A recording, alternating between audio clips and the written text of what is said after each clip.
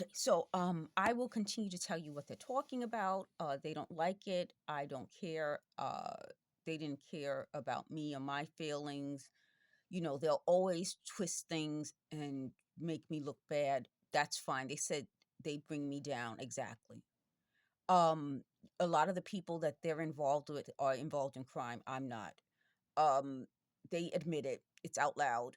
They are upset that I was saying things that they've said out loud. They've said it out loud on buses, trains, the street. So I just want to let the people who are involved with these people know they've already said it out loud about you folks with your names and examples. Partly what I think is that they are the hypocrites that I claim they are. And that if I had been involved with them in any real way, they would have done this to me. The stories that they managed to twist are twisted stories, so that's probably why it doesn't affect me as much. They said that I used to use the R word to describe people. The clinical term for mental retardation is mental retardation. I do not call people the R word. They admit that. They said there was a song at one point that used that word and they didn't like it.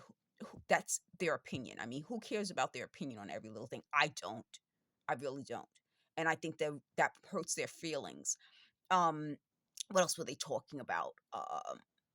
Oh, I wanted to find out, and I asked a question on a Dr. Phil video, which was really good about how argumentative narcissists cause you emotional abuse. But I wanted to know, like, what exactly is it about being argumentative that causes this emotional abuse? I find that for me, when they're arguing with things that are so simple, that they keep arguing about the same thing, like you resolve the issue and then they bring it up again. So there's really no end. There's no end to any of it. Like I used the example of the topiary thing where they would just keep debating it every single day.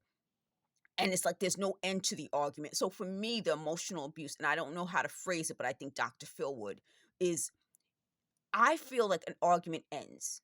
They have no end to an argument. You can find, like, this is a pen. Okay. Why do you think that's a pen? Is it a pen because it writes? Well, what if it doesn't write? What if it runs out of ink? Then is it still a pen? They would do that every day. And I find that very emotionally abusive.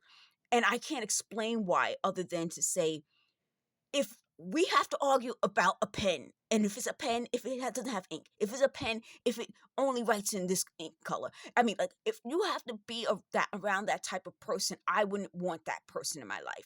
Then they would argue with me, well, why do I think I'm better than them? I mean, it would always be that way. And I can't explain why that's so emotionally abusive.